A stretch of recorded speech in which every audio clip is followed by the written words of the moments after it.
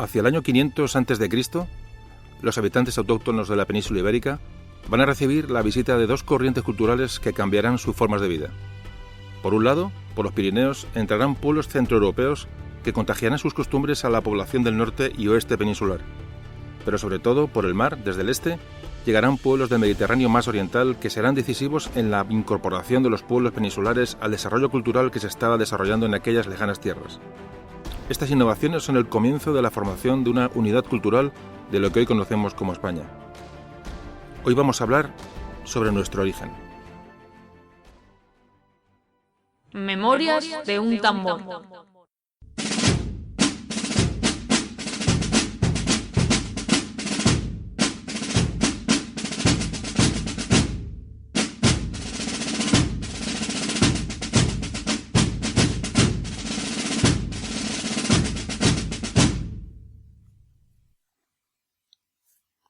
Hola, ¿qué tal, amigos? Otra vez estamos aquí para hablar de historia de España. Hoy un tema complejo, complicado. Vamos a retroceder muchos años atrás. Vamos a empezar a hablar de miles de años antes de Cristo. Una historia diferente, una historia que a mí particularmente me apasiona. Y creo que es una historia con mayúsculas, porque ahí faltan datos, hay muchas teorías, hay muchos huecos que cubrir.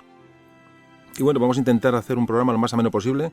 Sé que es difícil, después de los temas que hemos tocado hasta ahora, tan intensos, con tanta información, con tantos datos. Hoy vamos a escarbar en el pasado. Hoy vamos a hacer el programa cero, de alguna manera, el primer programa cronológico de la historia de España y espero que lo podamos condensar de una manera que sea agradable para que todo el mundo lo pueda escuchar y todo el mundo se pueda hacer una idea de cómo empezó nuestra andadura.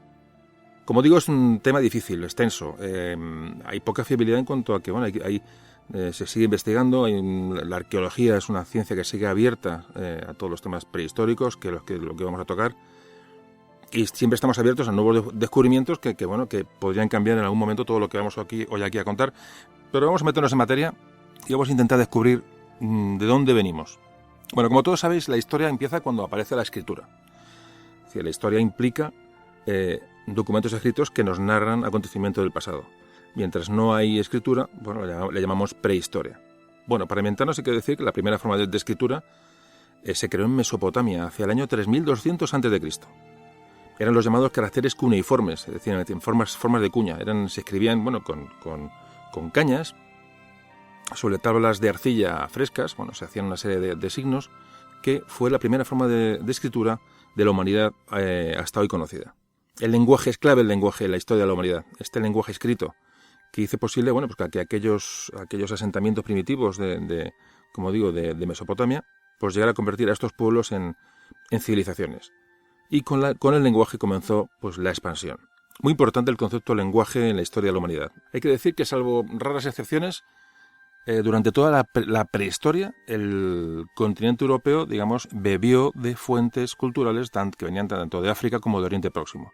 Es decir, el núcleo cultural de la humanidad en ese momento está, como decimos, en la zona de Mesopotamia, que hoy corresponde al actual Irak. Como todos sabéis, entre los ríos Tigris y Éufrates, y toda la zona.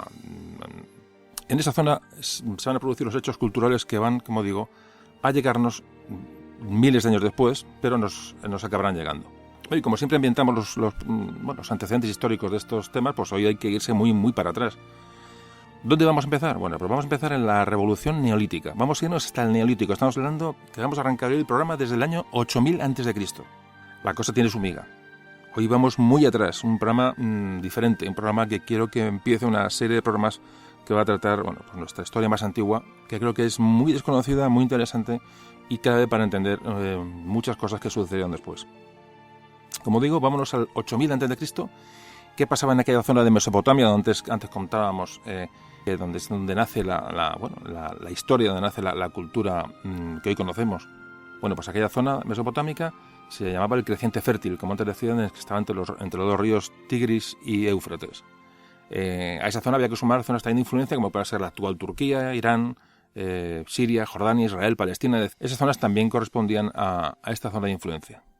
El Neolítico llegó a Europa en el 6000, aunque nace, como digo, en el 8000 a.C., fijaos que tarda 2000 años en llegar al continente europeo. A través del Mediterráneo, bueno, pues penetró por el Danubio hasta el centro de Europa, y se estima que es hacia el 4000 a.C., es decir, 4000 años después del inicio de la fase neolítica, cuando Europa está introducida, inmersa completamente en este periodo. Estamos hablando del neolítico, pero hay que saber qué es el neolítico. Vamos a hablar que el neolítico, fijaos, supuso una auténtica revolución. De hecho, se le conoció como la revolución neolítica. A España llegó, si Europa llegó hacia el 4000, a España se estima que llegó entre el 4000 y el 3000 antes de Cristo. Fijaos qué cantidad de años de los que estamos hablando. Es decir, por eso, como antes comentaba al principio, hay que andar con mucho cuidado porque las investigaciones que hoy y los datos de los que disponemos, bueno, pues son fiables, pero son fiables hasta cierto punto. Es decir, los márgenes de error y las teorías, pues bueno, pues pueden variar mucho de unos autores a otros. Pero como digo, vamos a intentar llegar al meollo de la cuestión de una manera lo más simple y lo más directa posible. Bueno, ¿qué pasó en la Revolución Neolítica? ¿Por qué es tan importante esta época de miles de años en Europa, 4 o 5.000, en España 3.000 años antes de Cristo? ¿Qué pasó en este momento? Bueno, pues que se desarrolla la agricultura y la ganadería. Es decir, se va a producir una economía de tipo productivo. ¿Y qué había antes de esto? Pues eran poblaciones que se dedicaban a la caza y a la recolección de frutos. Es decir, eran grupos humanos, errantes, nómadas, que lo que buscaban era recolectar lo que la naturaleza les iba dando a su paso y cazaban, simplemente. Bueno, pues cuando los humanos logran domesticar tanto frutos agrícolas como animales, se produce un sedentarismo, es decir, dejan de vagar por el mundo buscando lo que les iba dando el campo y la caza, y empiezan a establecerse en asentamientos más o menos estables. Fijaos lo importante que estamos hablando, es decir, la humanidad pasa de ser nómada a sedentaria. Todo esto, vamos a ver, no es evidentemente de hoy para mañana, es decir, estamos hablando de un proceso de miles de años. Empieza a la humanidad a conocer sistemas de vida diferentes que van a producir la revolución neolítica, que, como digo, es básica para entender muchas cosas.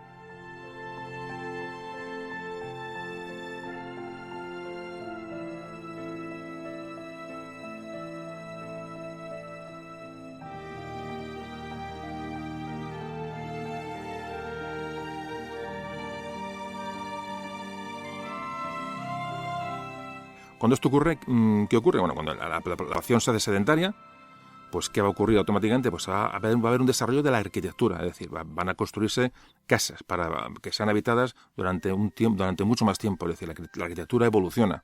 Evoluciona la cerámica para guardar, para conservar pues los alimentos. Se van a descubrir técnicas de hornos para hacer cerámica.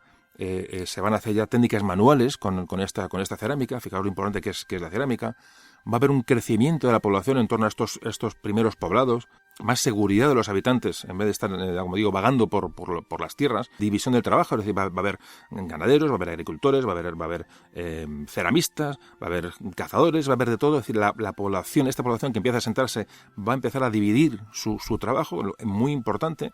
También se va a producir que va a haber una serie de excedentes, lo que va a provocar ya intercambios, es decir, cuando se recogen cosechas agrícolas, bueno, en el momento que sobra se empiezan a almacenar, y empiezan a haber intercambios entre distintos grupos.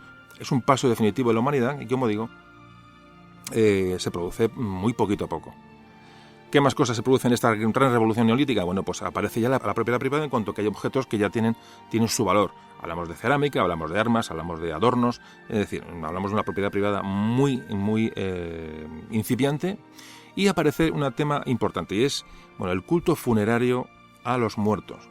Es decir, en esta época del Neolítico, pues como todos sabéis, pues se produce lo que se llama el megalitismo, es decir, hay enterramientos de humanos que son señalados por grandes piedras. Se les homenajea a estas personas que fallecen, pues con estos monumentos líticos de piedra que van a ser famosos, como los menires, los dólmenes. ¿Qué pasa en España en esta revolución neolítica? Bueno, pues, particularmente, como antes comentaba, se produce entre el 5000 y el 3000 antes de Cristo. Parece ser que hay una gran diversidad regional en el neolítico de la península ibérica. ¿Cómo se sabe esto? Bueno, porque hay mucha variedad cerámica, es decir, en los restos arqueológicos que se investigan, pues no hay una uniformidad, sobre todo en cuanto a la cerámica, y esto nos hace pensar a los arqueólogos que hay una diversidad regional, como digo. se sigue manejando se sigue trabajando en piedra, es decir, hay una industria lítica llamada industria lítica que tiene muy pocas diferencias entre las diferentes regiones de la península ibérica. Sigue existiendo una industria ósea, es decir, se trabaja con hueso de los animales, se construían instrumentos de caza, de adornos, de instrumentos cotidianos, y en la península aparecen enterramientos, lo que son llamados enterramientos bajo losa de piedra o en una fosa, formando ya necrópolis. Necrópolis o lo que conocemos como cementerios o incipientes cementerios. El Neolítico en la península va a tener dos grandes áreas, que es un área, lo que es la actual Cataluña, que luego se extenderá hacia zonas meridionales por todo el Levante y Andalucía, y otra propiamente andaluza. Esto, como digo, es en cuanto a los descubrimientos arqueológicos que tenemos hasta la fecha. Es decir, esto nos da una serie de datos que nos hacen intentar reconstruir o imaginarnos cómo era aquella época estudiando los restos que hasta hoy nos han llegado o que se han podido descubrir. Bueno, y fijaos lo importante que es la revolución neolítica, muy importante, pero no nos podemos extender porque vamos a ir avanzando. ¿Hacia dónde? Pues hacia la edad de los metales, que llega a la península aproximadamente hacia el año 3000 a.C.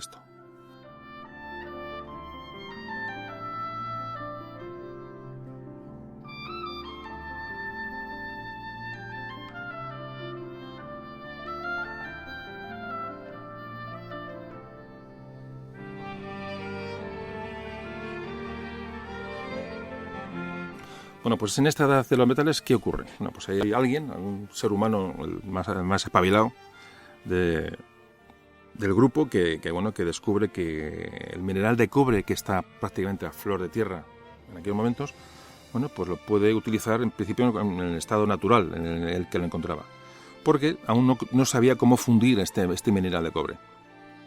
Entramos dentro de la edad de los metales, se divide en tres edades. La primera va a ser la edad del cobre. Como digo, cuando los primeros seres humanos descubren que el cobre le puede valer, le puede sustituir a la piedra en algunas facetas.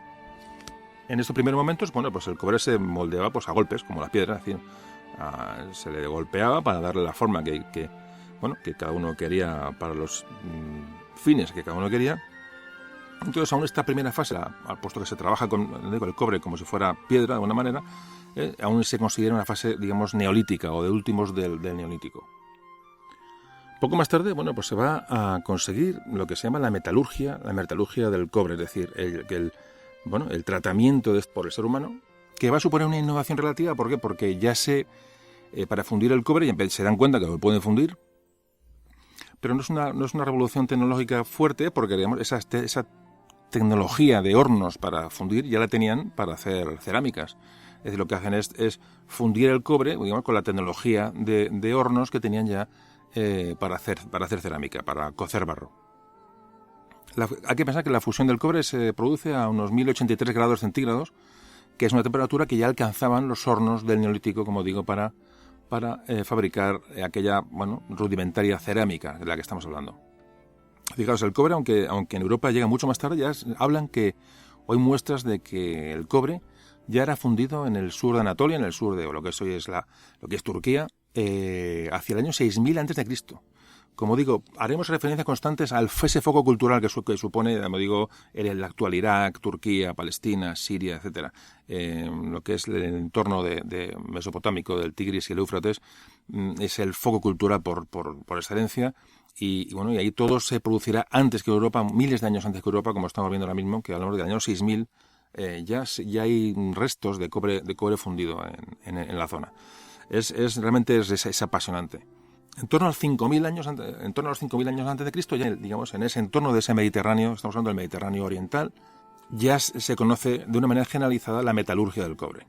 Parece ser que este avance, de estos conocimientos se van trasladando, pues digo, a lo largo de cientos y cientos y miles de años, va a llegar a Europa, lo que es el continente europeo en sí, pues a través del Cáucaso, a través de los Balcanes, va a llegar a la Europa continental hacia, más o menos hacia el 4000 a.C.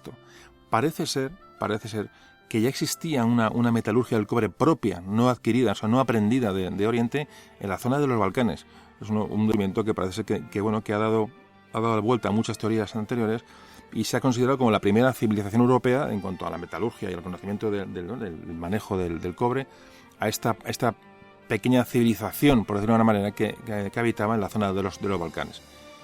Pero fijaos, había otra zona diferente al oriente, donde también el cobre se empezó, ya digo, repito, y lo repetiré muchas veces, según los hallazgos arqueológicos hasta la fecha, parece ser que ya había una zona precisamente en la península ibérica, donde ya se trataba el cobre antes digamos, de lo que pudo llegar la información desde el oriente, es decir, en la zona de los Millares, que está en la zona de Almería. Sobre 4.000 años antes de Cristo ya conocían el tratamiento metalúrgico del cobre.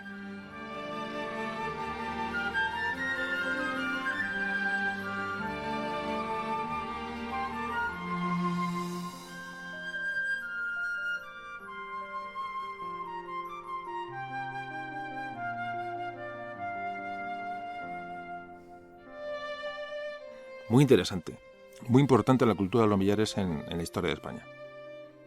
Bueno, ¿y qué se hacía con el cobre? Bueno, pues herramientas múltiples, puñales, espadas, punzones, cuchillos, agujas, adornos personales como brazaletes, sortijas, collares, es decir, con el cobre se utilizaba como un nuevo material que era más llamativo, pero se seguían utilizando herramientas de piedra. Ojo, porque parece que seguían siendo más eficaces y más duros los útiles que se hacían con piedra, con sílex, mucho más que los de cobre. En esta época pues había una cerámica incipiente, como digo, prácticamente neolítica. Estamos hablando ya de España, pues eran grandes vasijas, prácticamente sin decoración. Se seguían practicando ya enterramientos colectivos, en este caso, que se pueden encontrar prácticamente en toda la península ibérica en esta fase de la edad del cobre, de este inicio de la edad de los metales. Y esto, digamos, ratificando lo que antes comentaba de la Revolución Neolítica, generalmente estos enterramientos se encuentran siempre situados en zonas de abundancia de mineral de cobre, sobre todo en Andalucía. Como digo, en esta famosa zona de los Millares, que abarca la zona de Almería y zona de Murcia, zona de Granada. Asociado a ese tratamiento del cobre, a este avance, digamos, tecnológico, pues se produce también un desarrollo de la agricultura. Y como antes comentábamos, los primeros núcleos preurbanos, es decir, como antes comentábamos, la población ya empezaba a agruparse y a vivir de una manera más o menos sedentaria en lugares más o menos fijos. Fíjate lo importante que es el tema de los enterramientos. Muy importante. Primero porque nos van a dar, cuando hay un hallazgo arqueológico, lo primero que se encuentra prácticamente son enterramientos. ¿Por qué? Porque se han enterrado y se han conservado. Es decir, no han quedado en el estrato superior de la tierra, sino que al enterrarse los muertos, esto se va a conservar, es decir, cuando se descubre están perfectamente conservados. ¿Y qué datos nos da un enterramiento? Pues nos da primero costumbres de la época y sobre todo los ajuares con sus objetos personales. Es decir, era un poco lo que él se llevaba al otro mundo y eso nos ha dado muchos datos, o sigue dando muchos datos en cuanto a las culturas de cada yacimiento arqueológico. Muy importante por eso los enterramientos. Y ahora fijaos que, evidentemente, como ya existe, como antes comentaba, estos enterramientos, pues al ser poblaciones sedentarias, quieren enterrar a su gente querida, pues en el lugar donde han vivido. Me imagino que antes, cuando las poblaciones eran nómadas y se movían, ya digo, buscando frutos y buscando caza sin parar, es decir, migrando constantemente, cuando alguien moría, pues yo qué sé, le atacaba un oso porque uno de la tribu de enfrente le pegaba con un canto en la cabeza, la gente o un infarto, me da igual, cuando la gente moría, pues me imagino que se le dejaría apoyado en el chaparro más cercano y su clan, su trío, pues seguiría camino, es decir, no se enterraba a las personas. Como repito, y no quiero repetirme de verdad, pero creo que lo que cojáis como un tema muy importante, los enterramientos son claves para entender e investigar el pasado. Pues aparte de estos enterramientos que ya se producen con estas poblaciones más o menos establecidas en territorios, hay otros muchos procesos que ya en esta edad de los metales, en esta edad del cobre, aparecen asociados. Como por ejemplo, parece que se descubre el arado para aumentar la productividad de la agricultura, muy importante. Hay técnicas ya de regadío y sobre todo se domestica, se llama así, pues productos como la vid y el olivo. Eso es muy importante en la evolución de principios de la edad de los metales en la península, en concreto de la edad del cobre. Pues estas poblaciones que ya están asentadas lo que hacen es, aumentan las superficies de explotación agrícola, es decir, ya se crea, como antes comentamos, ya excedentes. Muy importante, aparece en los medios de transporte, como es el carro. Y podéis pensar, bueno, ¿qué cosa tan sencilla? Pues sí, esos medios de transporte como el carro son importantísimos para luego trasladar excedentes y proceder a intercambios con otras poblaciones que tengan otro tipo de excedentes. ¿Y qué es importante en este caso? Bueno, digamos la ganadería. La ganadería, que es ya, bueno, animales domesticados. Esta ganadería que actúa como fuerza motriz para este ganado, que actúa como fuerza motriz para mover estos carros. Parece ser que ya se conoce la leche y sus derivados, y sobre todo la lana para empezar, bueno, pues a hacer tejidos. Es decir, que la metalurgia del cobre no es lo más importante de esta etapa, sino que este conocimiento del cobre, este avance tecnológico, lo que hace es intensificar la producción, hace que la gente se especialice, crea una capa artesanal de personas, bueno, que manufacturan pues cerámica o objetos, adornos, etcétera. Ya empieza a haber una cierta estratificación social, es decir, hay diferencias sociales en función, bueno, pues digamos, incipiente también propiedad privada, y ya se ocupa el territorio en función, bueno, pues en función de los recursos. Ya existe una ocupación territorial más o menos organizada.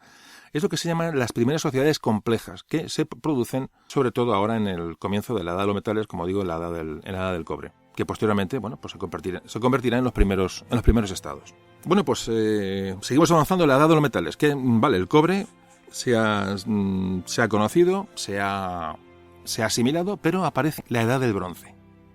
¿Qué es esto de la edad del bronce? Un siguiente paso.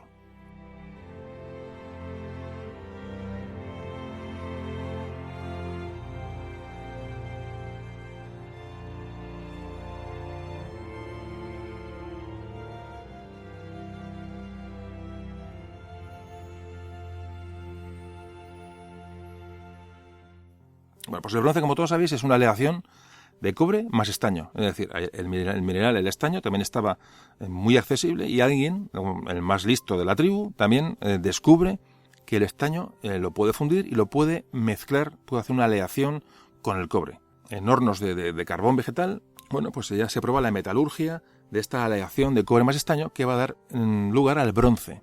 El bronce es mucho más resistente y mucho más duradero que el cobre solo. Entonces, repito, el bronce empieza a penetrar en Europa.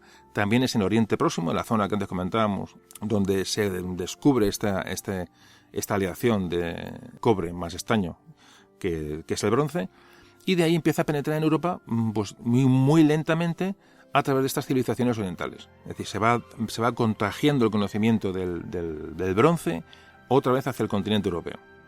Y el conocimiento del bronce va a llegar a la península ibérica aproximadamente entre el 2200 y el año 700 a.C. Fijaros que es ya muy tarde. O sea, ha tardado muchísimo. Parece ser que se descubrió en el año 5000 a.C. en Oriente, y a la península ibérica va a llegar en torno al 2200 y el 700 a.C., que es el periodo en el que se estima que el bronce evolucionó en la península. Que en esta edad del bronce, en la península, bueno, por ahí se desarrolla grandemente la agricultura, sobre todo en el sur y en el este, en las zonas más cálidas. Ahora sí ya se empieza a producir un abandono de las técnicas de piedra, es decir, del instrumento de piedra, de las técnicas líticas y los huesos y la industria ósea, que ya ahora sí, dada esta fortaleza del bronce, ya sí puede sustituir el bronce a la piedra. Es decir, ya empieza a ser el bronce más resistente que los instrumentos de piedra, y ya sí las poblaciones empiezan a tomar el bronce como básico. Durante esta época de la edad del bronce es muy importante porque se produce una incipiente industria textil. Es decir, se empiezan a hacer tejidos con la planta, con el lino para verano y la lana para el invierno. Se hacen cestas. Las técnicas cerámicas avanzan de una manera, ya digo, grande, y adquieren una grandísima importancia en estas poblaciones.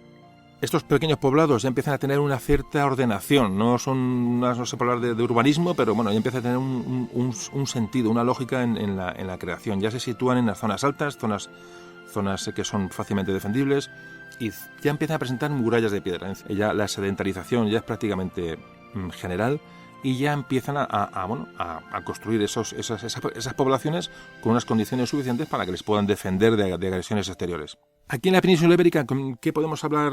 ¿Qué cultura destaca? Es la cultura argárica, que es prácticamente la misma zona en la que antes hablamos de los millares durante la edad del cobre. Bueno, pues esa cultura, que ahora se llama la cultura de Argar, sustituye a la de los Millares, pero en la misma zona. Hablamos de Almería y provincias limítrofes, lo que hoy, para hacernos un poco una idea de dónde se está desarrollando esta cultura. Como repito, esta cultura avanza durante la edad del bronce en la península. Y es en este momento cuando en la península aparecen la gran innovación, que es la aparición de espadas de verdad, espadas resistentes, espadas con hojas largas, espadas que están enmangadas de una manera mucho más perfecta, de manera que son armas bastante más potentes y están hechas de bronce. Fijaos cómo es la evolución, ¿no? A mí me parece fantástico. Estos primeros momentos de nuestra historia es increíble, porque son pasos muy pequeños, muy cortos, pasos muy básicos, que no parecen básicos, pero son absolutamente definitivos y decisivos. Hablamos también en esta edad del bronce de que estos asentamientos que digo que ya empiezan a ser fijos y están localizados, pues que van a producir pues un aumento demográfico, es decir, hay más seguridad, hay más salubridad, hay más la esperanza de vida es más larga. Y en estas culturas que hemos conocido, como sobre todo en esta de la cultura Argars, pues tienen ya áreas en las partes más altas donde la población ya se puede resguardar. Seguimos hablando de los enterramientos. Ahora ya en esta época empiezan a haber enterramientos, parece ser en muchos casos individuales y dentro de las viviendas. Parece que entierran a las personas que mueren de cada familia, se las entierran en unas grandes tinajas y vuelven a guardarse sus ajuares, lo que nos sigue dando una idea, digamos, de su posición social, dependiendo del tipo de ajuar, de la riqueza de ajuar con la que cada persona está enterrada. Es decir, que ya hay una jerarquía en estas digamos, estructuras urbanas, ¿no? que empiezan a asentarse. Esta cultura del Argar, repito, en el sureste español, parece que no llegó a ser un estado, pero sí tuvo prácticamente el carácter de casi de preestado, porque dominaba su ámbito territorial. Y me parece que todos los restos de ajuares que se encuentran en esta cultura son de una riqueza importante, y nos da idea de que esta cultura del Argar pudo ser una primera cultura fuerte, potente y autóctona de la península ibérica. Y para acabar con esta edad del bronce, vamos un poco a qué pasó en Europa. Fíjate, hay un tema muy importante, y es cuando más o menos hacia el año 1250 y el 700 a.C., aproximadamente los siglos del 13 y el 8 a.C., aparecen los campos de urnas en Europa. ¿Qué es esto de los campos de urnas? Vuelvo a repetir, la importancia de la investigación de los enterramientos de las personas en la época para descubrir la evolución en la historia, o en la prehistoria, mejor dicho. El campo de urnas es un proceso, un cambio en las costumbres funerarias que empieza, parece ser, en la Europa continental, y que se va a expandir por Europa de una manera, como digo, lenta. ¿Qué es esto de los campos de urnas? Pues a los cadáveres se les incineraba y sus cenizas se metían en unas urnas cerámicas que eran enterradas en un hoyo, en agujeros en la tierra, formando enterramientos comunes en necrópolis, todos llenos de pequeñas vasijas cerámicas con las cenizas de los difuntos. Repito, la importancia de todo esto es que esos restos los hemos encontrado porque fueron enterrados, y afortunadamente la arqueología los ha podido rescatar.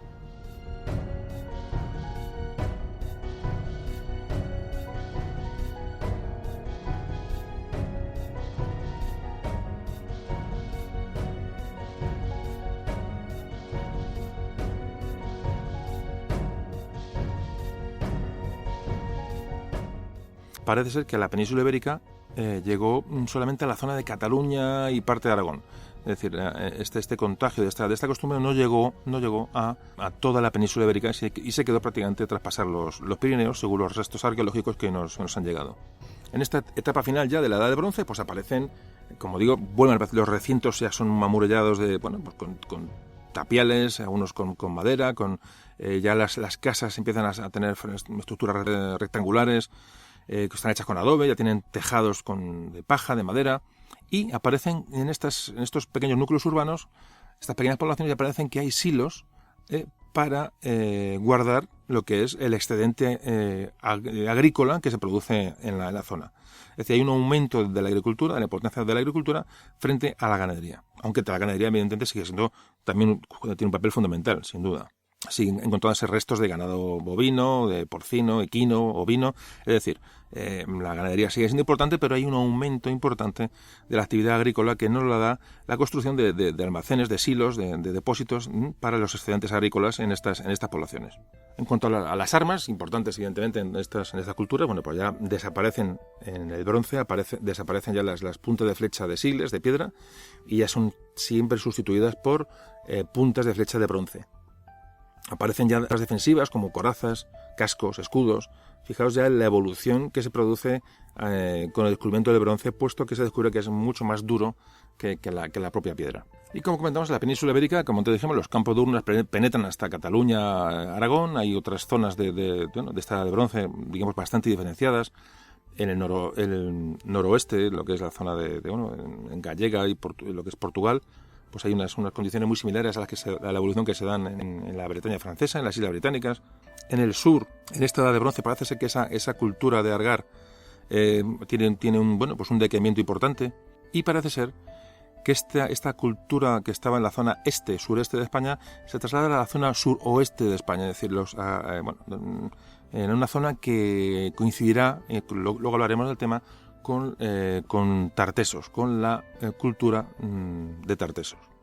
Ya digo que luego hablaremos del asunto. Es decir, hay un desplazamiento del este al oeste en cuanto a estas culturas que parece ser que son más avanzadas. En la España interior, pues en el interior de la península, bueno, pues hay culturas en la meseta central, en el Cantábrico, en la Comunidad Valenciana, sobre todo en la zona del curso del Guadalquivir, que son, parece ser, pues poblaciones autóctonas peninsulares, que no han sufrido, digamos, ninguna influencia exterior. En esta zona de la península, como decimos, donde los campos de urnas no llegan, se sigue enterrando a las personas, pues en fosos y con sus ajuares. Es decir, no ha llegado la técnica de incineración y de guardarlos en una vasija de cerámica. Con esto, digamos, vamos a ir, no podemos detenernos mucho en cada fase, pero hemos dado un poquito un repaso a lo que era la edad del bronce en la península ibérica. ¿Cuál es el siguiente paso? Pues a la última fase de la edad de los metales, a la edad del hierro. Importantísima la edad del hierro. En Europa se descubre, ya no es la metalurgia, sino que se llama siderurgia, la siderurgia del hierro. La siderurgia del hierro, que es usar este metal, que es mucho más duro que la aleación de bronce y estaño, y es un elemento abundantísimo en la naturaleza, pues para empezar a construir herramientas, armas, etcétera, de hierro fundido.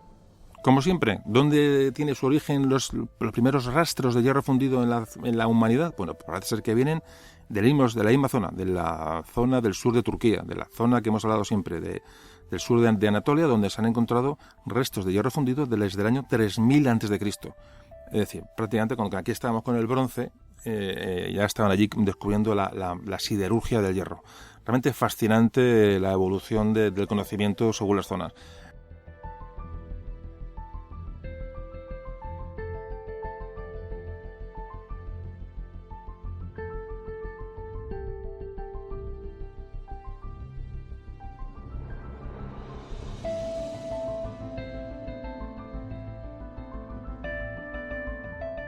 ¿Qué ocurre con el hierro? Aunque es muy abundante en la naturaleza, su siderurgia, su manejo, su tratado requiere una tecnología mucho más complicada, más compleja, y era muy diferente a cómo se trataba como antes decíamos, el cobre y el estaño para producir el bronce. Fijaos que el hierro requiere pues una serie de tratamientos, de refinarlo, de fundido, de forjado, de templado. Fijaos que el hierro se funde a 1535 grados, es decir, no a los 1083 que se fundía el cobre. Estos 500 grados de diferencia prácticamente hacen que la fundición del hierro sea mucho más complicada, necesite hornos mucho más potentes, lo cual va a frenar la difusión del hierro. Es decir, el tratamiento del hierro es mucho más complicado, aunque vale la pena por su dureza, pero va a tener mucha más lentitud en su progresión. Con lo cual, lo que esto nos da a entender es que, aunque estemos en la edad del hierro, el bronce va a seguir usado de una manera general, porque el avance del hierro va a ser muy lento. Es decir, el bronce será desbancado de una manera muy lenta. Fijaos que cómo será la lentitud de la entrada del hierro, que no se generalizó su uso en Europa prácticamente hasta el año 800 a.C. Prácticamente el hierro se conoce con el Imperio Romano. Es decir, el avance del hierro es muy lento por las razones que antes hemos comentado. En esta época, pues fijaros, ya cuando se conoce el hierro estamos hablando del siglo más o menos VIII antes de Cristo. Y en ese momento se puede hablar de historia, es decir, hay documentos escritos en la zona del Mediterráneo oriental, es decir, solamente hay documentación escrita, es decir, la historia propiamente dicha en la zona del Mediterráneo oriental. En esta época, fijaos qué importante, parece que los griegos ya reconocen por escrito su primera Olimpiada. Es decir, que, digamos, esto marca, digamos, el comienzo de la historia escrita de Grecia. En el año 700, más o menos sobre esta época, el año 753 a.C., los romanos fundan Roma. Y aquí nacen, digamos, las civilizaciones clásicas, es decir, lo que conocemos como Grecia y Roma. Ya empiezan a tener alfabetos, fundamental, alfabetos propios, todos derivados del alfabeto fenicio. Muy importante el alfabeto fenicio, del que hablaremos después, puesto que afecta muy importantemente a la península ibérica. ¿Qué pasó en la península ibérica durante la Edad del Hierro? Bueno, pues nos vamos ya al año 1000 a.C. En esta Edad del Hierro llegan a la península ibérica, coincidiendo con la progresión del conocimiento del hierro, pueblos indoeuropeos procedentes de la Europa central, y entran por los Pirineos, entran por el norte. Y al mismo tiempo, simultáneamente prácticamente, empiezan a llegar pueblos que se llamaban pueblos colonizadores por el Mediterráneo, es decir, los fenicios, griegos y cartagineses. Una zona rica en minerales, rica en agricultura, una zona fértil. Para haceros una idea, grosso modo porque no se puede hacer una distinción tan tajante, pero si trazamos una diagonal desde Gerona hasta Huelva, imaginaos una diagonal, ¿vale? Te haces una línea recta. Bueno, pues todo lo que queda al este de esta imaginaria diagonal, bueno, pues los pueblos que quedan al este de esta imaginaria diagonal Gerona-Huelva, al este van a recibir, los pueblos autóctonos de la península van a recibir la influencia de los pueblos que vienen del Mediterráneo, que serán llamados la cultura íbera, los íberos, así le llamaron los romanos. A esta zona llegaron en periodos sucesivos, bueno, pues los llamados que se llamaron pueblos, digamos, orientalizantes, así los llama la historia. Primero los fenicios, luego los griegos y finalmente los cartagineses. Estos pueblos que llegaban del Mediterráneo conocían y utilizaban de una manera bárbara la navegación. Estos fundaron factorías comerciales pues en todas las costas prácticamente del Mediterráneo, sobre todo en la zona suroriental de la península ibérica.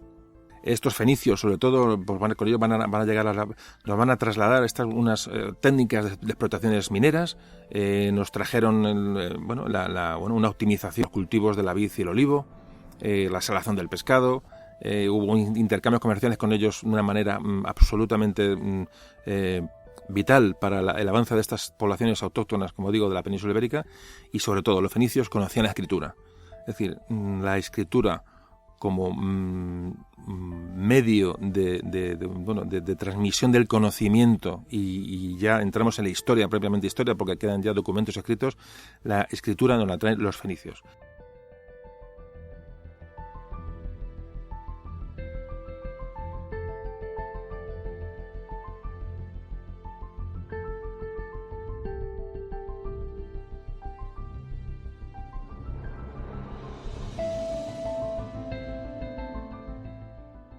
Importantísima la influencia fenicia en los pueblos, como digo, al este de esta supuesta diagonal, como digo, Gerona-Huelva, es decir, lo que va a ser, digamos, la España íbera.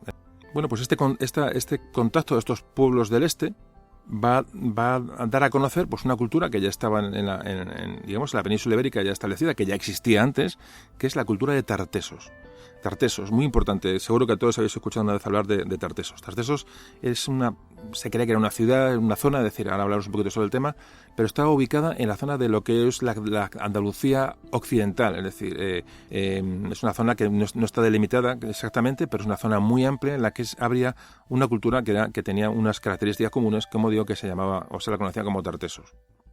Bueno, y al oeste de esta línea imaginaria diagonal Gerona-Huelva, ¿qué ocurre al oeste de esta línea? Bueno, pues esta zona va a recibir la influencia de estos pueblos de Centro Europa, que han sido conocidos históricamente, de manera general y algo inexacta, como pueblos celtas.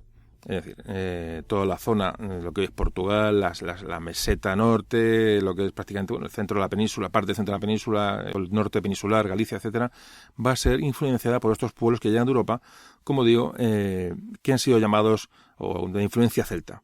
¿Qué ocurre? Bueno, pues que a partir del siglo II antes de Cristo, año 2000, bueno, pues esta zona de la meseta central, que era un lugar, digamos, de mezcolanza, un lugar fronterizo entre estas dos culturas, lo que llamada cultura celta y cultura íbera, cada una con sus influencias diferentes, pues a los habitantes o a esta zona donde hubo una mezcla, digo, de estas dos tendencias, estas dos culturas, se la conoció como Celtiberia. Bueno, pues en el programa de hoy, porque no da tiempo más y me gustaría hacerlo de una manera escalonada y que nos enteráramos todos de más o menos del proceso de evolución de nuestros orígenes, hoy nos vamos a olvidar de los íberos y nos vamos a centrar un poco en esa parte de población al oeste de la diagonal, es decir, esa cultura que es más o menos de influencia celta o centroeuropea. Eso por un lado. Y luego nos centraremos en esa pequeña zona donde los pueblos los pueblos del Mediterráneo oriental van a tener influencia, la zona de Tartesos, es decir, los primeros contactos de los fenicios y de los griegos fueron en esa zona que digo de la Andalucía occidental, que se conoció como Tartesos y que vamos a ver ahora un poco más detenidamente. Bueno, pues vamos a empezar por la zona oeste. La zona al oeste de esa línea imaginaria diagonal, de Gerona a Huelva. Esta zona de población autóctona de la península, es decir, era una población que ha evolucionado por sí sola en la península, recibe la influencia de estos pueblos que penetran por los Pirineos, denominados celtas, pero que en realidad no eran celtas, sino que era un grupo procedentes del centro de Europa, entre los que había pues ilirios, ligures y también algunos celtas. Había también celtas, evidentemente. Estos pueblos llegaron en oleadas a partir de más o menos el año entre el 600 y el 500 antes de Cristo. Bueno, pues llegaron a la península en busca de zonas más fértiles, zonas más cálidas. Y esta gente, bueno, pues en principio desconocía la navegación y desconocía la pesca. Y eran sobre todo ganaderos, pero conocían el hierro, muy importante.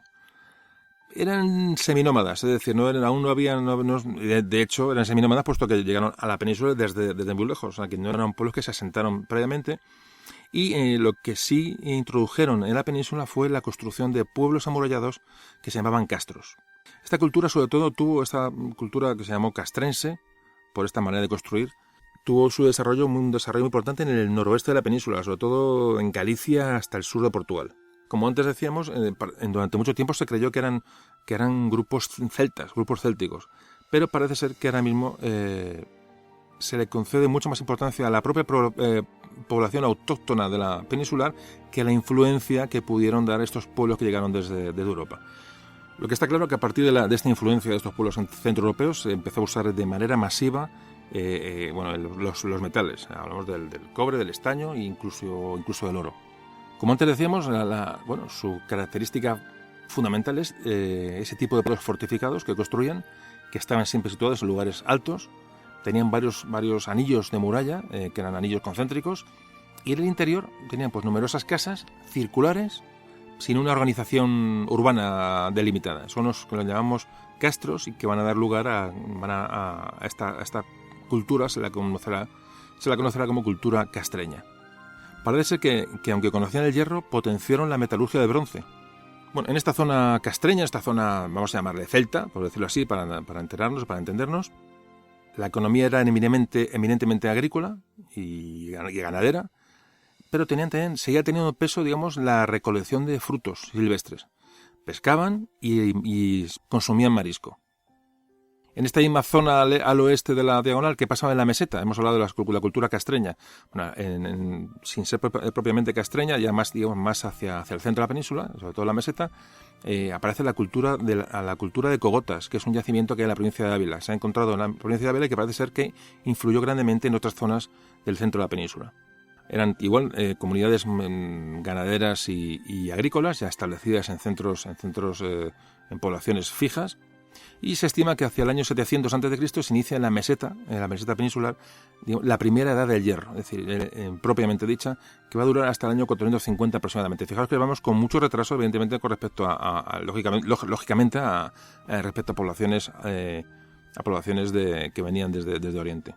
Bueno, pues en este interior de la península, pues entre el año más o menos el siglo VIII y el siglo II antes de Cristo, en la zona del curso del Duero, del Medio Duero, en Guadalajara, en Soria, que es una zona, digamos, de que se ha tomado con influencia céltica, por decirlo así, de estos pueblos que llegaron de Europa. Parece ser que también la la tradición local de estas poblaciones fueron las que siguieron avanzando. Es decir, no sufrieron tanta influencia de los pueblos que llegaron desde Europa como se pensaba en un momento. En algunas de estas zonas le llegó la tradición de los campos de urnas, que antes hablábamos. Se encontraban necrópolis de campos de urnas en zonas concretas. Hablamos ya de la provincia de Soria, más metidos en la meseta castellana. Y vuelvo a repetir la importancia de la arqueología y las necrópolis para poder trazar un hilo conductor en la prehistoria. Como digo, aunque eran poblaciones autóctonas, no se puede negar la influencia céltica de estos pueblos que entraron por el norte. Como digo, conocieron el hierro muy lentamente, sobre todo, y ayudados porque en las zonas cercanas al Moncayo, al monte Moncayo, pues había minas de hierro. Parece ser que esto aceleró el conocimiento del hierro en la meseta norte. Fijaos que, pero todo muy lentamente, todo fue muy lento. Como digo, es muy difícil hacerse una idea, pero estamos hablando de procesos de cientos y a veces miles de años para dar pasos muy cortos.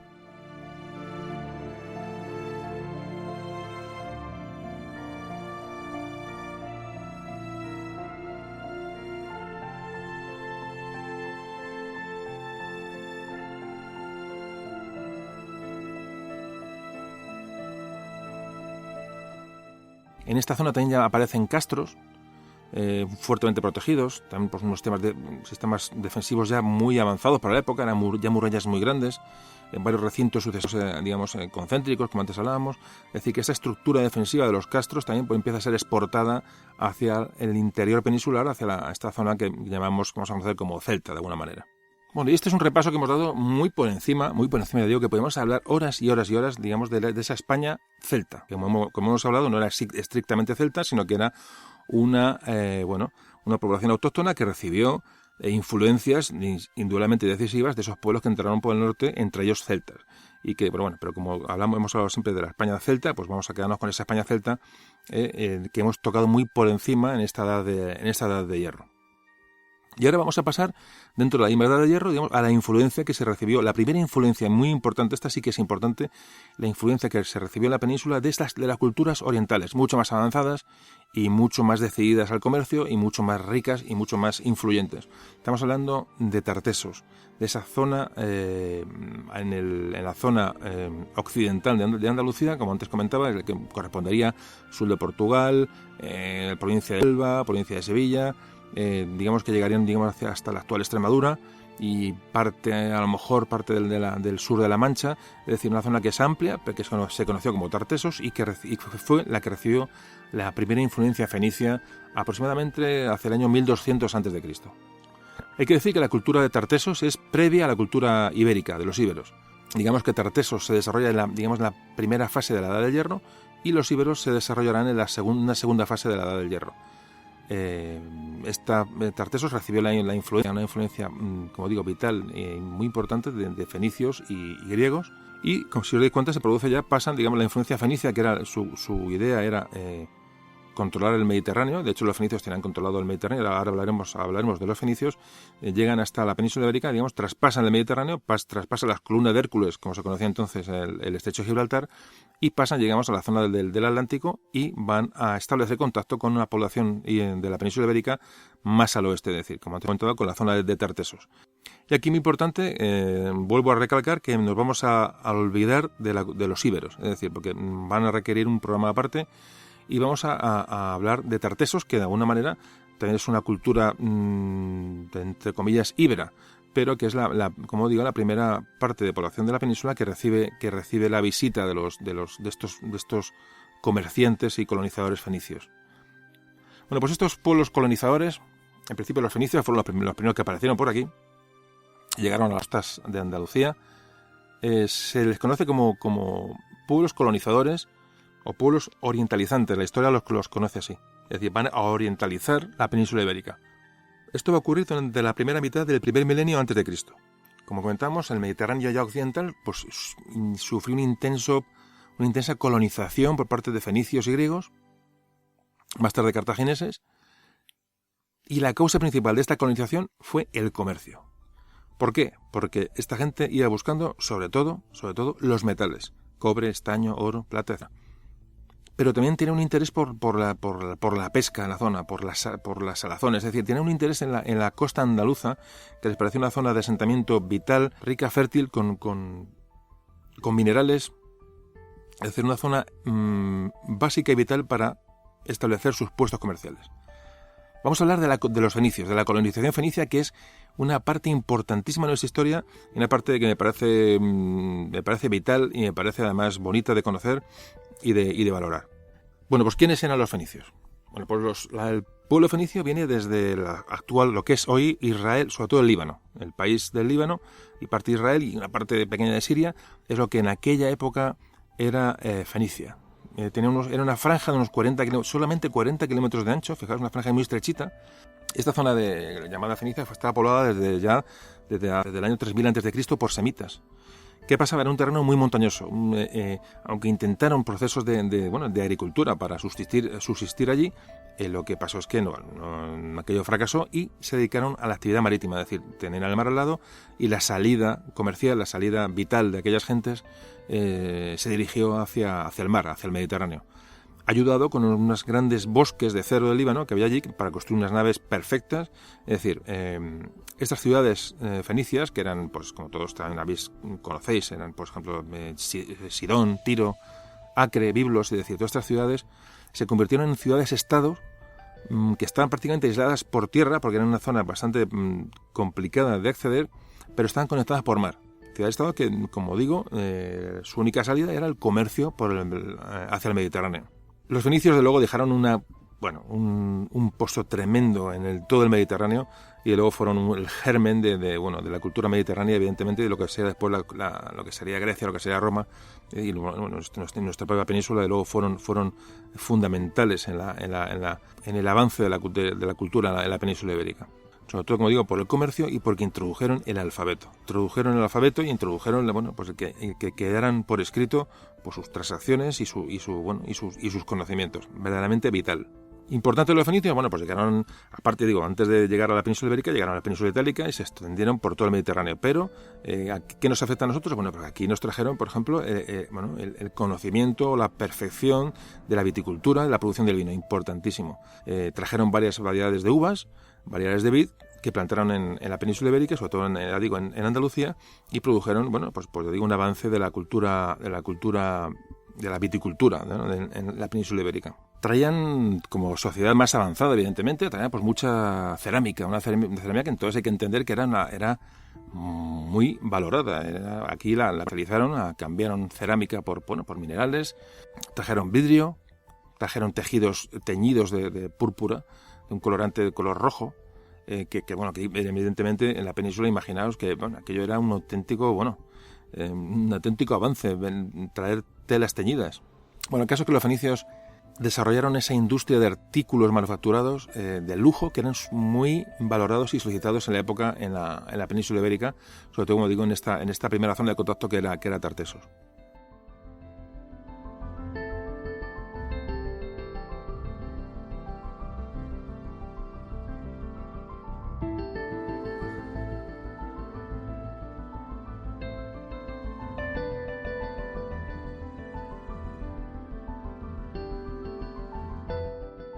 Traían también joyas, traían perfumes, traían, digamos, una incipiente cosmética. Imaginaos lo que era para estas poblaciones de la península que prácticamente no habían visto esto nada en su vida. Pero, ¿qué teníamos aquí? Pues tenían, los tartesos tenían unas minas en Andalucía, unas minas importantísimas que eran lo que traía aquí a los fenicios. Como digo, el comercio era la actividad principal de los fenicios. Era un intercambio en forma de trueque con esos productos elaborados en Fenicia, a cambio de esas materias primas que les ofrecía la península ibérica, sobre todo cobre, estaño y metales preciosos. Más tarde, con la invención de la moneda, que también trajeron los fenicios, estas relaciones comerciales se hicieron un poco más serias y un poquito más se perfeccionaron. Como digo, los fenicios, imagino que es atravesar el Mediterráneo en el año 1000, al año 2000 antes de Cristo. Una auténtica barbaridad. Como te comentaba, tenía unas técnicas de navegación y una construcción naval avanzadísima. Se convirtieron en lo que se llama una talasocracia, es decir, un imperio que dominaba el mar, dominaba el Mediterráneo. De hecho, Cartago, la futura Cartago, es una colonia fenicia que luego se desarrolló, que hablaremos de Cartago en posteriores programas, y llegaron hasta Gran Bretaña buscando minerales. En general, los fenicios bordearon evidentemente la península ibérica, la costa de la actual Francia, y llegaron a Gran Bretaña para comerciar y conseguir minerales. Estamos hablando de una auténtica barbaridad y de una cultura, la fenicia, que de luego es básica y es germen de gran parte de la cultura que hoy conocemos occidental. Lo que hicieron los fenicios fue vertebrar, contribuyeron a vincular todas las civilizaciones que había en el Mediterráneo a través del comercio. Transmitían el arte, transmitían los conocimientos sobre el hierro, sobre medicina, sobre astronomía, sobre navegación. Fueron catalizadores de la cultura en todo el Mediterráneo. Y sobre todo, y vuelvo a repetirlo, los fenicios utilizaban ese alfabeto fonético que los griegos adaptaron para ellos mismos. Es decir, que con el tiempo fue de este alfabeto fenicio derivó el griego y derivó el latín. Fijaos lo importante que estamos hablando. Y derivó en ese alfabeto que los íberos utilizaron. Importantísimo, y me gustaría que me imagino que ya todos sabéis esta historia, me la conocéis, pero si alguno no la conocía, me gustaría que fijarais la importancia de los fenicios. Podéis leer mucho sobre ellos, hay 1000 libros, 1000 datos. La verdad que es una cultura excepcional y que tuvo una grandísima influencia en la península ibérica y evidentemente lo que hoy somos. Pues parece ser que a la península llegaron a Cádiz, le llamaron Gadir, que luego se convirtió el nombre de Gadir pasó a Cádiz, que parece que fue fundada hacia el año 1100 a.C.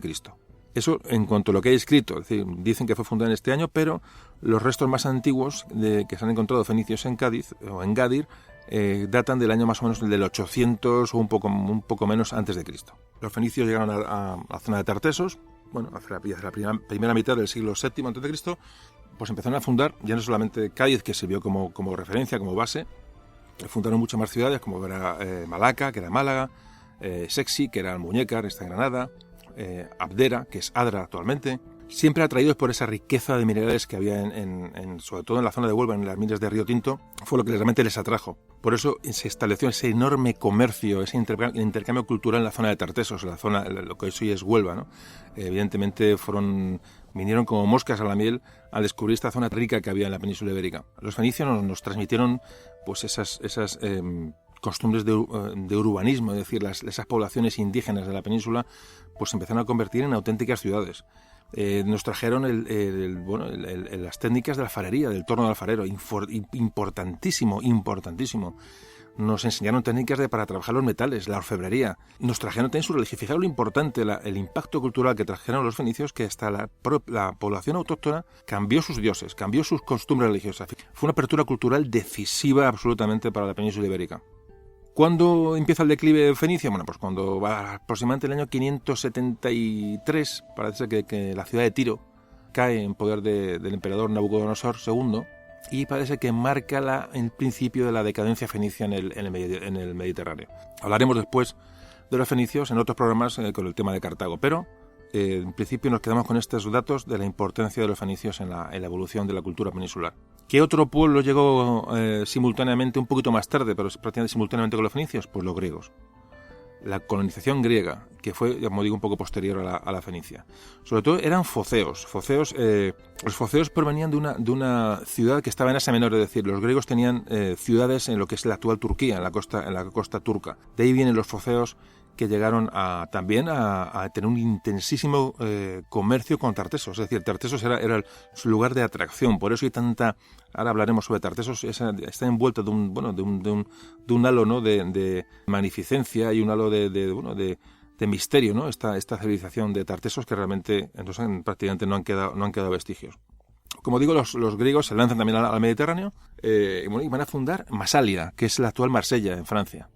Hablamos que ya estamos en el año 600 a.C. Fundan Marsella y les sirve como base, igual que los fenicios fundaron Cádiz y se expandieron por la zona de la costa andaluza, los griegos fundan Marsella, fundan Masalia y van a crear otra serie de asentamientos comerciales más al sur, en los cuales destacan Emporión, que es Ampuria, está en Gerona, y Rode, que es la actual de Rosas, las dos en Gerona. Es decir, los griegos bajan hacia el sur desde Marsella y fundan varios emplazamientos importantes, lo que hoy es la península ibérica. Todo, como antes comentamos, todo orientado al comercio. Estamos hablando de que Ampurias que os recomiendo, de verdad, os recomiendo que hay un montón de yacimientos de lo que estamos hablando. De verdad os recomiendo que visitéis prácticamente en toda la península ibérica. Hay yacimientos, si no son neolíticos, hay de la edad del cobre, del bronce, del hierro, hay establecimientos griegos, hay establecimientos fenicios, íberos, celtas, es decir, los castros en Galicia, que es una maravilla. Es decir, tenemos excavaciones arqueológicas en toda la península que podéis aprender un montón, y que os recomiendo que visitéis la que tengáis más cercana, y que esta charla que estamos dando pues os abra un poquito, a los que no tengáis ya abierto el apetito por la historia, por la prehistoria, mejor dicho. Pues realmente lo que estamos hablando es un proceso prehistórico, que os iniciéis. Es verdad que aunque parece más árido y menos emocionante y menos impactante y menos datos y menos aventura, os digo por experiencia que es un periodo histórico que es absolutamente enganchante porque quizás por eso, por la cantidad de incógnitas, ¿no?, que aún se abren en torno a estas culturas, ¿no?, que son tan antiguas.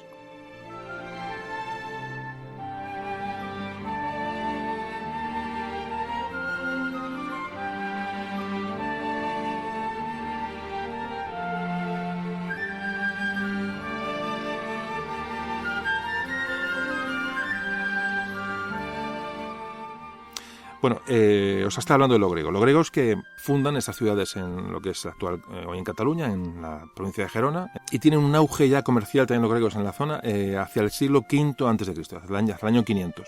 Este es el siglo del apogeo comercial en la península ibérica. Los fenicios por un lado y los griegos por otro lo que hacen es fundan nuevas colonias. Como digo, hemos hablado de los fenicios, hablamos de los griegos. Los griegos tienen asentamientos, si no ciudades, pero sí tienen, digamos, delegaciones, como dicen los fenicios. No siempre fundaban ciudades propias, que de hecho las fundaron como tales. De hecho, la población fenicia, o sea, tenían población fenicia, hablamos de, por ejemplo, en Malaca o en Gadir o en todas estas ciudades que os he comentado. Los fenicios tenían población, gente que emigraba a la península ibérica. Imaginaos la riqueza que podían encontrar aquí, las posibilidades de vida que tenían aquí, que emigraron. Los griegos, de alguna manera parecida, lo que hacen también es crear, aparte de estos dos asentamientos fundamentales que hemos comentado, también pues tienen, digamos, delegaciones comerciales en otras ciudades más al sur, por ejemplo, en lo que hoy es Denia, en Benidorm, en Alicante. Es decir, los griegos también expanden, digamos, con una serie de delegaciones comerciales, todas situadas en la costa peninsular. Es decir, el impacto comercial y cultural lo recibe la zona de la vertiente mediterránea, importante para luego entender por qué la zona íbera, pues va a crecer y va a operar de la manera que lo hace, que, como digo, lo haremos en un programa siguiente. Y no solamente los griegos, de lo que estamos hablando mismo, se quedaron en las costas. Es decir, hay cantidad de objetos muy tierra adentro en la península. Es decir, que es el comercio de los griegos no solamente no se quedó en la costa, sino que, igual que los fenicios, llegaron con estos objetos muy tierra adentro. Parece que los griegos sufren una derrota en la batalla de Alalia allá por el año 535 a.C.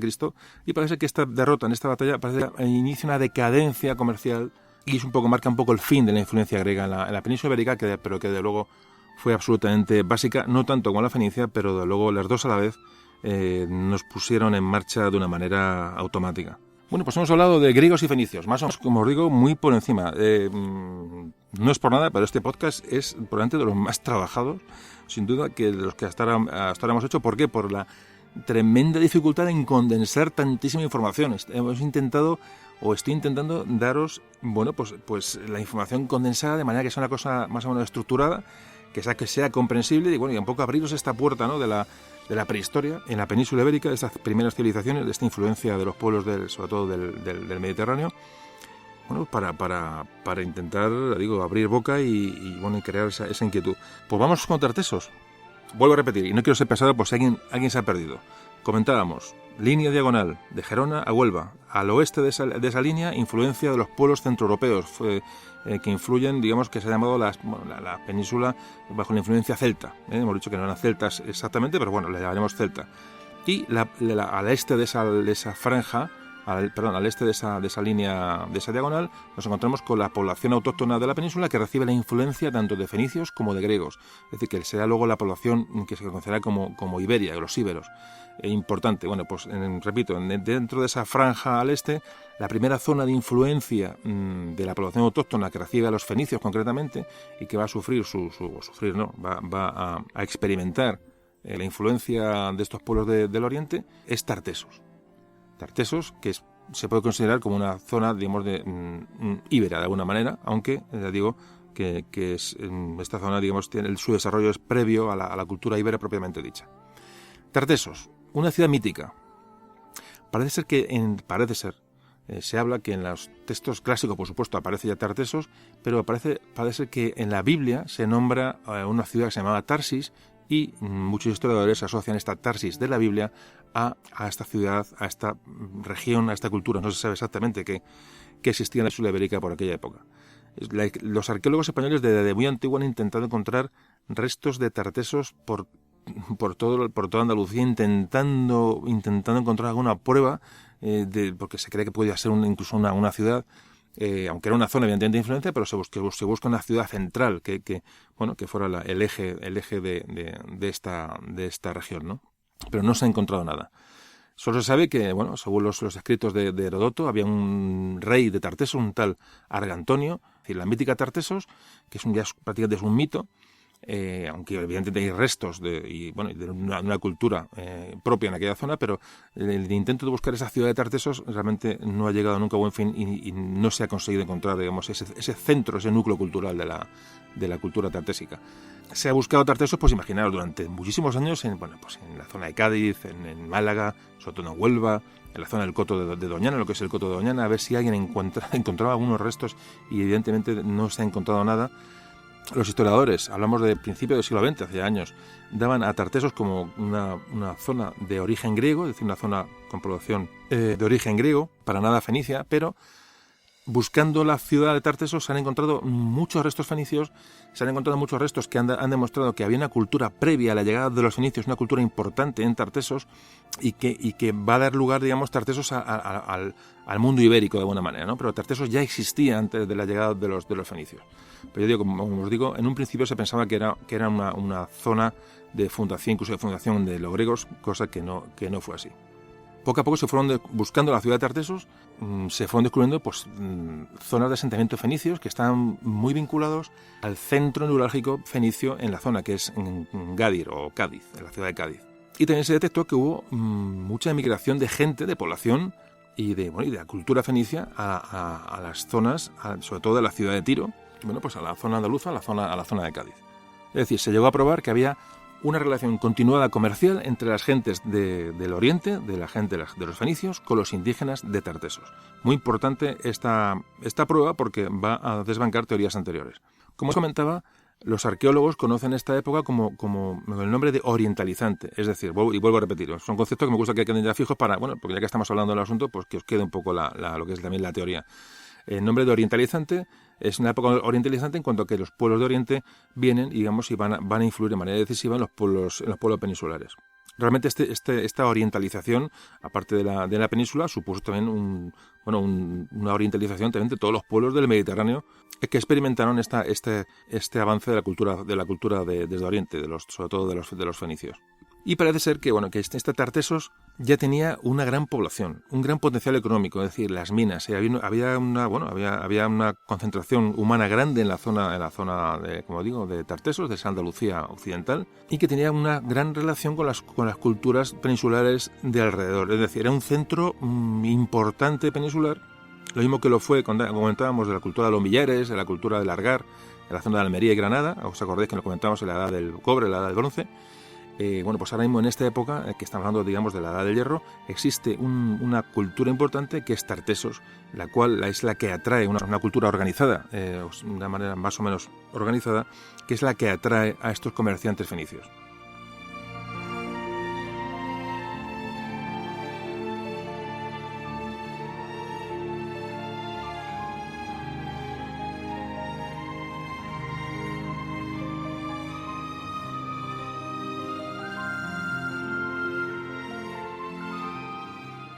El historiador griego Heródoto ya habla de Tartesos, y sí que hay, evidentemente, restos de comercio y de influencia griega en la zona de Tartesos. Para nada igual ni parecida a la Fenicia, pero sí que hay numerosos restos de comercio con los griegos. Se han encontrado buques griegos hundidos, armas, que nos están mostrando que los griegos, y me atrevo a decir que también los fenicios, aparte de comercio, eran navegantes, también eran guerreros, es decir, no podían llegar a una zona desconocida, bueno, y comerciar directamente. Imagino que habría un contacto previo, había una cierta posición de fuerza, con lo cual, bueno, aunque luego fueron comerciantes natos, pero esta gente se aventuró por los ríos peninsulares adentro para buscar comercio, es decir, no solamente se quedó en la costa, navegaron por los ríos más importantes de la península, intentando contactar con poblaciones en el interior. Si os fijáis, la aventura de estos pueblos de Oriente, estos tanto griegos como fenicios, es impresionante. Realmente llegar a zonas desconocidas. Estamos hablando de año 1000 a 1500, del año 1000 o del año 500 antes de Cristo, y esta gente pues llegaba desde el otro lado del Mediterráneo y se aventuraba se metían por el Guadalquivir a buscar pueblos para comerciar y venderles su cerámica a cambio de metales, a cambio de oro, a cambio de estaño, a cambio de cobre. Realmente, si os fijáis y si os paráis a pensar, es la evolución de la humanidad en su momento álgido, es decir, cuando las condiciones son más complicadas, cuando esta gente se lanzó a la aventura, sobre todo, y como siempre hemos fijado, y como siempre hablamos, el comercio, el enriquecimiento, cosa que es absolutamente natural y lógica en el ser humano, pero que es la que nos ha movido y prácticamente nos sigue moviendo, bueno, pues en todos los avances. Así, tampoco se le puede buscar más aplicaciones. A mí me gusta un poco recordarlo porque no podemos perder la referencia comercial, ¿no?, en todas las actividades humanas.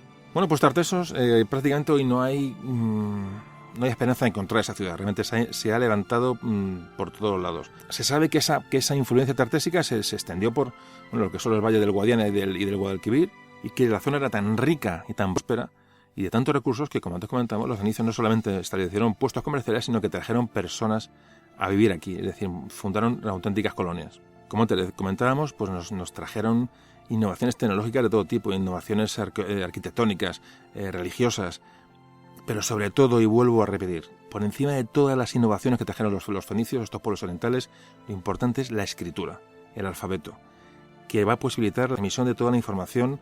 Estamos hablando de fechas del siglo VII, VI antes de Cristo, es decir, estos alfabetos que van a quedar en la península y que se van a utilizar en la península de influencia o de descendencia fenicia, van a ser, digamos, coetáneos con la escritura, el primer alfabeto griego, es decir, que los íberos, los conocidos como íberos, estas culturas peninsulares que tuvieron la influencia fenicia, tuvieron su alfabeto a la vez, simultáneamente, a cuando lo tuvieron los griegos arcaicos. Imaginaos la importancia, es decir, que realmente la población peninsular tuvo un avance, digamos, simultáneo al que pudo tener la Grecia arcaica, la antigua Grecia. Fijaos, es importante lo que estamos hablando, todo ello por la gran y rica influencia fenicia. Bueno, ¿qué pasa con la población que ve aquí, ¿no? Con la población, en este caso de Tartesos, ¿no?, que estamos hablando que es la primera población que recibe esta influencia fenicia, en fin, esta gente que desembarca. ¿Y qué ocurre? Pues la élite, porque ya había cierta estratificación social, como hemos dicho, ya en la edad del hierro, ya como hemos comentado, a partir ya de la edad de los metales, incluso ya del neolítico, empieza a haber cierta diferenciación de capas sociales en función del poder, de la riqueza y de ciertas élites, ¿no?, en la población peninsular. Esta gente lo que tenía para legitimarse, pues tenían una serie tenían que tener ganar su prestigio, digamos, con el contacto con estos fenicios, es decir, el contacto con esta cultura fenicia, y los progresos lógicos de estas comunidades redundaban sobre todo en esta élite, que eran semirreyes, semicaudillos, vamos a llamarle como cada uno quiera, de la zona de Tartesos, que aprovecharon este comercio de las materias primas que abundaban en la zona de Tartesos, bueno, pues para conseguir cierta preponderancia en su propia población. Es decir, pues las minas que había en Andalucía, bueno, evidentemente estaban allí, pero eran propiedad de estas élites tartésicas, ¿vale?, que son las que de alguna manera se beneficiaron, como siempre en la vida, un poco del comercio con los fenicios, y creó, digamos, esa diferenciación todavía más acusada social de la élite en Tartesos, ya digo, debido a este comercio, a este intercambio comercial con los fenicios. Con eso quiero decir, digamos, que la influencia fenicia en la población ibérica no llegó a toda la población, se quedó de alguna manera en estas capas dominantes de la sociedad en Tartesos. Es importante. Bueno, pues llegan los fenicios a Tartesos y ya empiezan a Tartesos, y luego empiezan a expandirse evidentemente por otras zonas de la costa mediterránea de la península.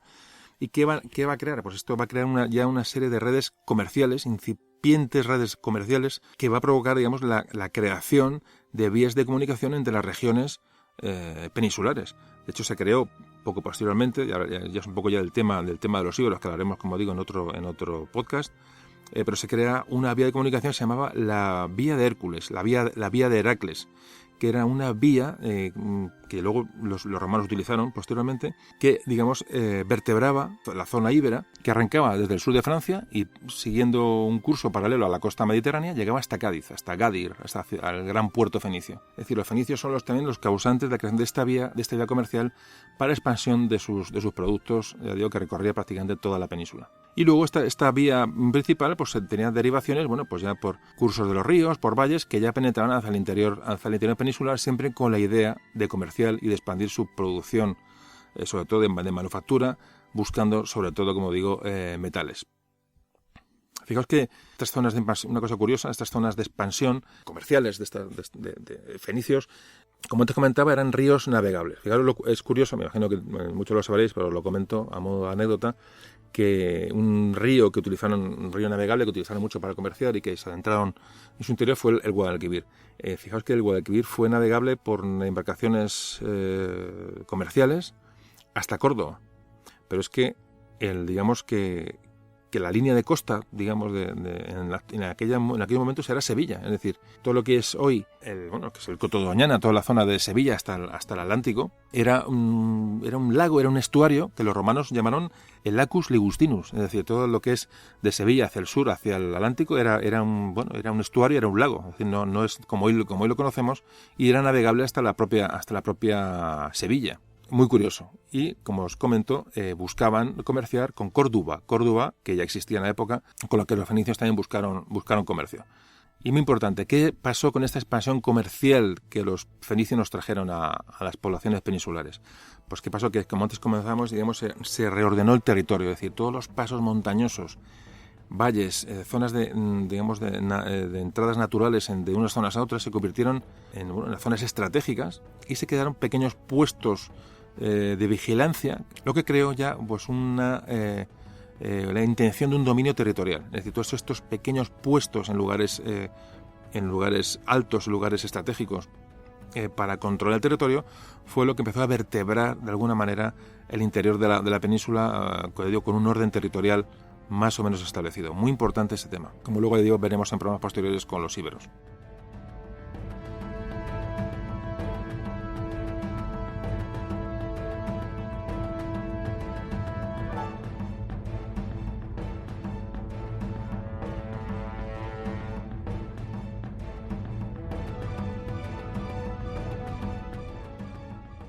Fijaos la gran influencia de todos los niveles, como hemos hablado de la llegada de los fenicios a la península.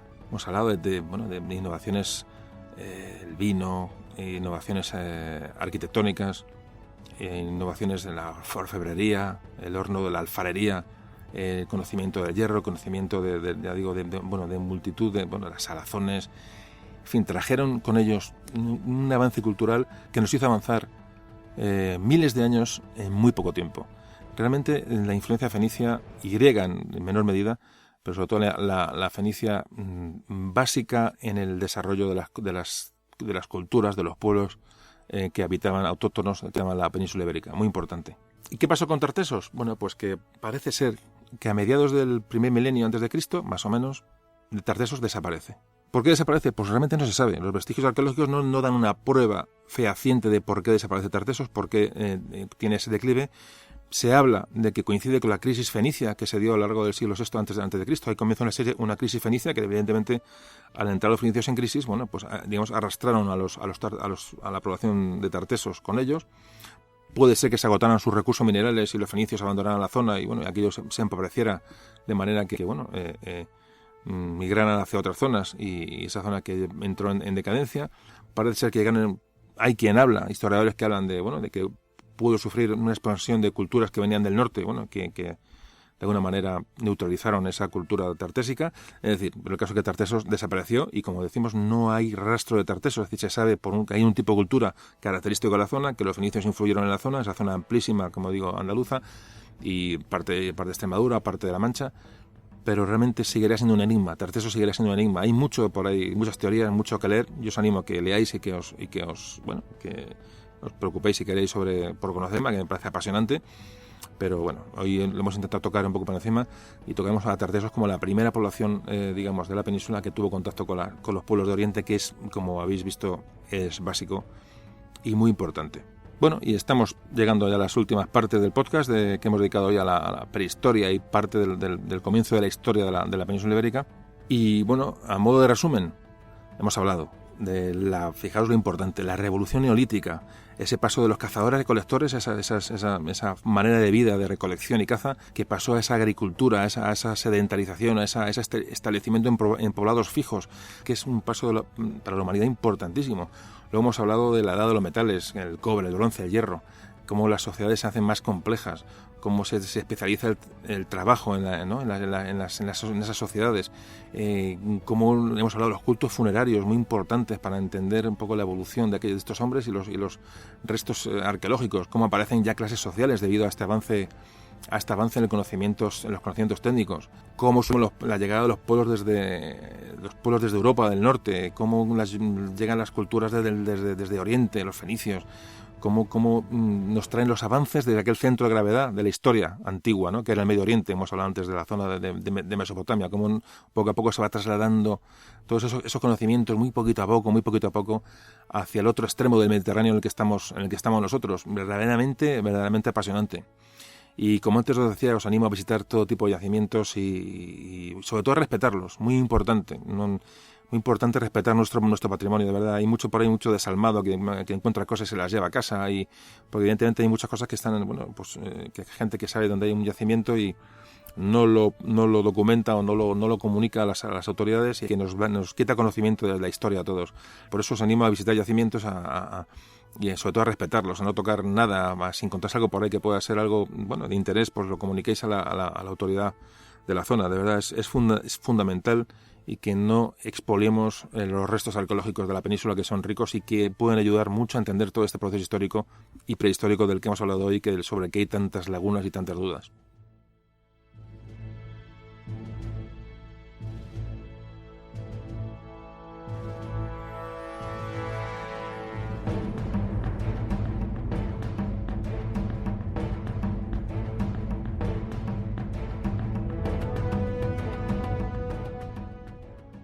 Hemos hablado de Tartesos, de este enigma de Tartesos, y sobre todo, destacar y repetir que esta influencia fenicia y griega raramente no fue un fenómeno de conquista militar para nada, sino que fue una serie de contactos y relaciones culturales y comerciales, que se plasmaron en la construcción de estas gentes en asentamientos o centros de negocio, en las que para ellos eran unas tierras lejanísimas de la península ibérica. Para ellos esto estaba en el más allá, ¿no? Y cómo solamente el espíritu comercial les trajo aquí y cómo hubo un entendimiento entre estas culturas, ¿no? Entre la cultura que había en la península ibérica y esta cultura comercial fenicia, sobre todo. Me parece fantástico. Estamos hablando de años antes de Cristo, y cómo hubo este entendimiento entre unos y otros. Y sobre todo este intercambio, ¿no? Intercambio interesado, evidentemente, pero este intercambio cultural. Así, después de la llegada de esta nueva cultura, las sociedades autóctonas de la península ibérica, que sobre todo, como digo, de la vertiente mediterránea, pues van a comenzar un proceso de cambio que terminará por iniciar un desarrollo de unos grupos sociales mucho más complejos que ya serán conocidos como los íberos. Los íberos avanzarán posteriormente hacia el interior peninsular, a zonas habitadas por los grupos, como digo, antes comentaba, influidos por las corrientes de los pueblos centroeuropeos, los llamados celtas.